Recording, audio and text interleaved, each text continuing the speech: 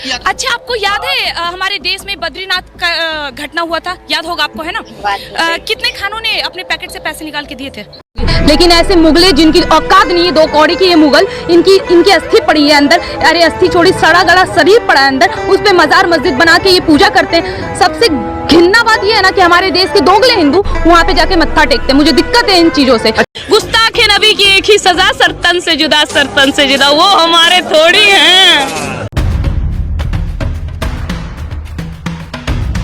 अरे हम लोग अपना हनुमान चालीसा का पाठ कार्यक्रम करके जा रहे थे। हाँ, और अचानक कुछ लोगों ने पत्थरबाजी शुरू कर दी। मुस्लिम इलाका है, मुस्लिम टोला है, वहीं के लोगों ने। इन लोगों की आखिरी भूल होगी और ये जमुई जिला झाझा का बलियाडी का आखिरी घटना होगा। मैं एसपी साहब से हाथ जोड़ के निवेदन करती हूँ।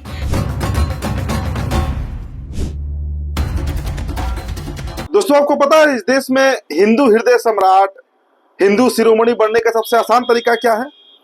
आप एक भगवा चोला पहन लीजिए, भगवा वस्त्र धारण कर लीजिए, भगवा मुरेठा बांध लीजिए, हाथ में एक तलवार ले लीजिए, और फिर भी अगर कुछ कमी लगे तो जय श्री राम के नारे लगाने लगिए। वो भी कहाँ?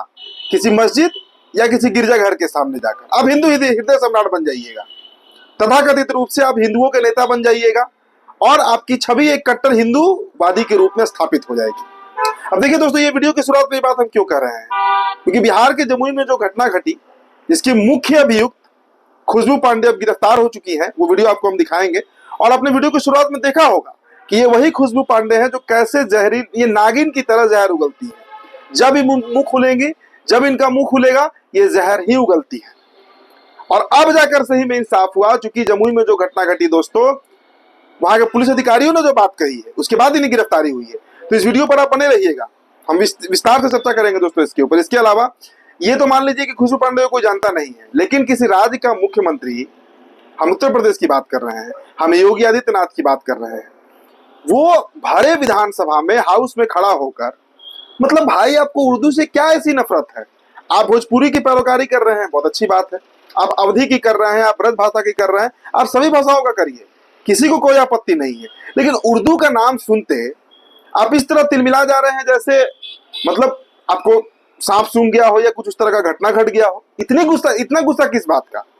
वो वीडियो आपको हम दिखाएंगे दोस्तों। द लाइव टीवी, सच सबसे आगे। चलिए आप सभी का स्वागत करते हैं द लाइव टीवी में। मेरा नाम उदित तारण है। दोस्तों, पहले जमुई की खबर आप समझ लीजिए। देखिए, जमुई की खबर पर लगातार हमारा फॉलोअप है।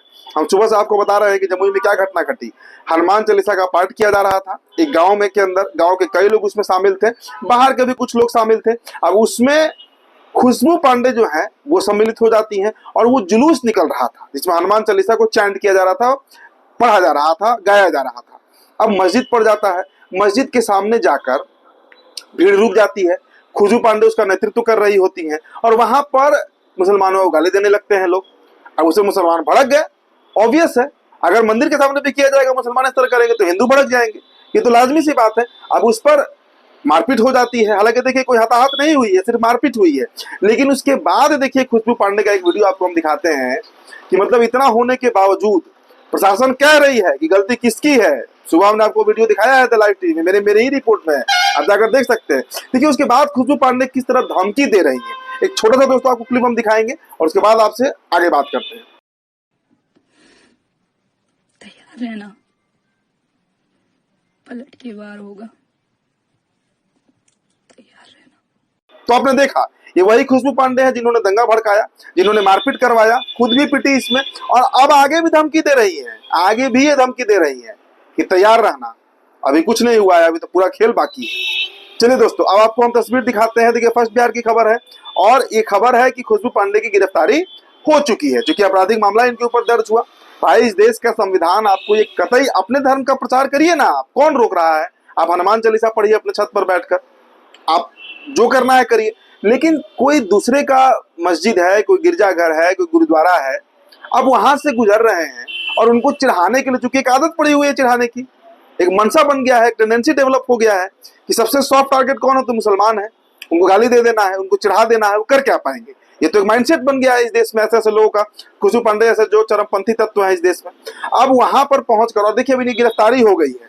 अब गिरफ्तारी हो गई है, लेकिन फिर भी ये धमकी देने से बाज नहीं आ रही है। तो दोस्तों मैंने क्या कहा कि इस देश में सबसे आसान काम है हिंदू का नेता बन जाना, क्योंकि आम हिंदू को तो कोई इससे मतलब है नहीं, वो तो भाई अपना घर परिवार चलाने में व्यस्त है, रोजी रोटी में व्यस्त है। तो उनका नेता कैसे बनना है, कैसे उनके अंदर जहर भर देना है। देखिए आम मनुष्य जो होता है, जो आम मनुष्य होता है, इंसान होता है, उसके अंदर जहर कैसे भरा जाता है। सबसे आसान मार्फत होता है धर्म। किसी मुसलमान को बरगलाना है धार्मिक तौर पर उसे बरगला सकते हैं, किसी हिंदू को बरगलाना है धार्मिक तौर पर बरगला सकते हैं। और इन दिनों भारत में वही हो रहा है, मुसलमानों के साथ नहीं हिंदुओं के साथ हो रहा है सबसे अधिक। और यही खुशबू पांडे जैसे जो लोग हैं ये ऐसा ही काम करती है। चलिए दोस्तों आपको एक और वीडियो हम दिखाना चाहेंगे। उत्तर प्रदेश के विधानसभा की खबर है दोस्तों। उत्तर प्रदेश के विधानसभा मतलब वहां के मुख्यमंत्री योगी आदित्यनाथ, देखिए सबसे पहले वसीम अकरम त्यागी भाई ने बड़ा अच्छा एक पोस्ट लिखा है, पहले आपको पोस्ट पढ़ के सुना दे, फिर योगी जी का वीडियो भी आपको हम दिखाएंगे, फिर उर्दू पर बात भी करेंगे। देखिए वसीम अकरम त्यागी ने लिखा है, भाजपा शासित राज्यों की सरकार हिंदू धर्म की ठेकेदार बनकर धर्म प्रचारक बनी हुई है। उन्हीं राज्यों की सरकारें में मुसलमानों और ईसाइयों की धार्मिक स्वतंत्रता पर हमले भी हो रहे हैं। संविधान के मुताबिक स्टेट का कोई धर्म नहीं है, स्टेट का कल्चर क्रिएट करना भी नहीं है। लेकिन हो क्या रहा है, नए नए रास्ते खोजकर राज्यों के मंत्री मुख्यमंत्री धर्म प्रचारक बने घूम रहे हैं। वही मुसलमानों के धार्मिक संस्थानों इबादत गाहों को मामूली सा बहाना बनाकर तोड़ दिया जा रहा है।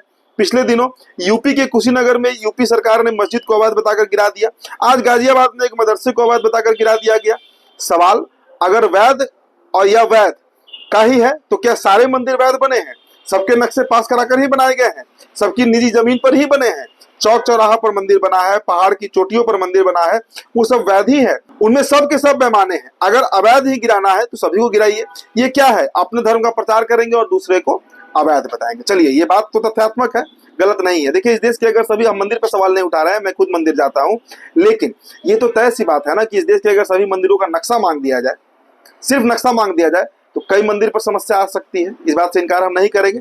चलिए दोस्तों अब आपको हम दिखाएंगे वीडियो योगी आदित्यनाथ का। योगी साहब क्या बोल रहे हैं, देखिए संवैधानिक दायरे में रहकर भाई आप किसी राज्य के मुख्यमंत्री बनते हैं, आप शपथ लेते हैं, संविधान का शपथ लेते हैं, क्या आप किसी पूर्वाग्रह से काम नहीं करेंगे?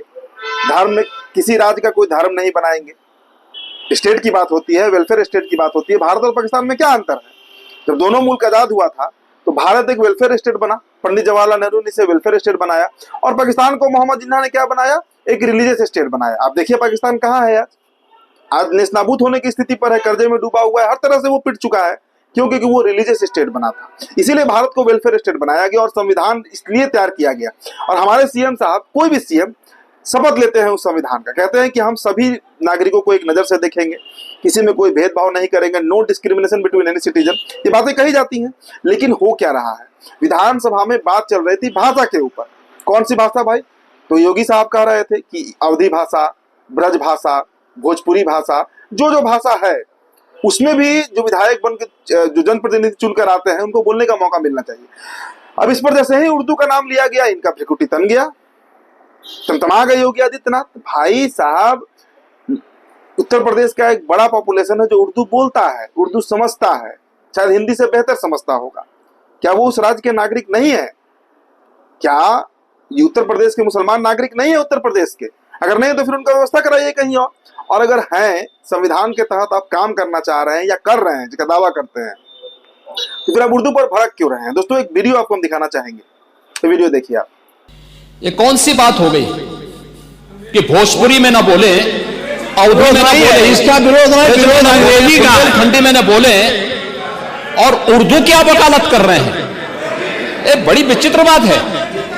आप मुझे बताइए, मैं इसीलिए कहता हूं कि आप समाजवादियों का चरित्र ही इतना दोहरा हो चुका है, इतना दोहरा हो चुका है कि अपने बच्चों को भेजेंगे इंग्लिश पब्लिक स्कूल में और दूसरों के बच्चों को बोलेंगे कि एक गांव के उस विद्यालय में पढ़े जहां संसाधन भी नहीं है। ये दोहरा आचरण और जाकी रही भावना जैसी प्रभु मोररी देखी दिन तैसी, यह तो आचरण आप लोगों का है। चलिए, तो ये उत्तर प्रदेश के विधानसभा का मतलब हाउस का, लेजिस्लेटिव असेंबली का ये दृश्य दोस्तों आपने देखा, इसमें कैसे भाजपाई लोग मजा ले रहे हैं। जैसे ही उर्दू के ऊपर योगी आदित्यनाथ भड़कते हैं, ये लोग मजा ले रहे हैं। तो सोचिए दोस्तों किस तरह की, मतलब संवैधानिक पद पर बैठा व्यक्ति उर्दू के नाम पर दूसरे समुदाय को कठमुल्लापन कहकर गाली दे रहा है। सदन के अध्यक्ष उस टिप्पणी पर हंस रहे हैं। मुसलमानों के बारे में ऐसी ही टिप्पणी इलाहाबाद हाईकोर्ट के जस्टिस शेखर यादव ने दक्षिणपंथी संगठन के मंच पर जाकर किया था। विश्व के सबसे बड़े लोकतंत्र की एक ऐसी खूबसूरती है जिसमें एक समुदाय को गाली देकर अपमानित किया जा रहा है। इसकी कल्पना तो हमारे देश का कोई भी नेता नहीं किया होगा। न बाबा साहब अम्बेडकर ने किया, न राजेंद्र प्रसाद ने किया, न सच्चिदानंद सिन्हा ने किया। वो कोई नहीं किया जिसने संविधान को लिखा, क्योंकि ये वेलफेयर स्टेट बना था। इस देश में जितने लोग रह गए थे आजादी के बाद सबको दे दिया गया था हिस्सा, और बराबर दिया गया था, 1% भी ऊपर नीचे नहीं हुआ था। ये बात योगी आदित्यनाथ जैसे नेता क्यों नहीं समझते हैं? आप सिर्फ अगर भारतीय जनता पार्टी के एक छोटे कार्यकर्ता रहते तो भी समझ में आता कि चलिए आपकी पार्टी की विचारधारा है। साहब, आप मुख्यमंत्री बन गए हैं, आप अब किसी दल विशेष के नहीं रहे, आप उत्तर प्रदेश के करोड़ों करोड़, जो 25 करोड़ की आबादी कही जाती है, उसके आप नेता हैं, उसके नेतृत्व आप कर रहे हैं। लेकिन ये बात योगी जी को कौन समझाए? पहले कुंभ पर हर मसले पर संभल में जो एक तरफा करवाई गया हमने देखा, कुंभ में कैसा प्रदर्शन हो रहा है वो हम देख ही रहे हैं। तो हर जगह कहीं कब्रिस्तान तोड़ा जा रहा है, कहीं मस्जिद गिराया जा रहा है, कहीं मदरसे तोड़े जा रहे हैं और कहा जा रहा है कि अवैध है। तो ये मतलब एक्सेप्टेबल नहीं है, क्योंकि आखिर इस देश का मुसलमान कहाँ जाएगा? योगी जी से सवाल पूछा जाना चाहिए। देखिए दोस्तों, इरफानुल्लाह ने लिखा है कि आसन पर आसीन स्पीकर अध्यक्ष इस घटिया तुच्छी भाषण पर मुस्कुराता है। मुस्लिम समुदाय के प्रति इन लोगों को नफरत को समझना आसान है। मुसलमानों के बारे में ऐसी ही टिप्पणी इलाहाबाद हाईकोर्ट के जो जस्टिस थे शेखर यादव, अगर आपको याद होगा, उन्होंने भी किया था। हालांकि अब तक उन पर भी कोई कार्रवाई नहीं हुई है, मतलब वो भी अपना मजा ले ही रहे हैं ये बात बोलकर। और योगी जी का आप क्या ही कहना। तो काफी दोस्तों ये मतलब खराब प्रकरण घट रहा है। और खुशबू पढ़ने के बारे में क्या कहना, वो तो मैंने कहा ना कि वो नागिन है तो सिर्फ जहर उगलती है, और जहर उन्होंने उगला है। हालांकि देखिए उन पर अब कार्रवाई हो रहा है, लेकिन ये कार्रवाई कहां तक बढ़ता है, क्या इंसाफ मिलता है नहीं मिलता है, ये समय बताएगा। फिलहाल दोस्तों इस रिपोर्ट में इतना ही। बहुत बहुत शुक्रिया। द लाइव टीवी, सच सबसे आगे।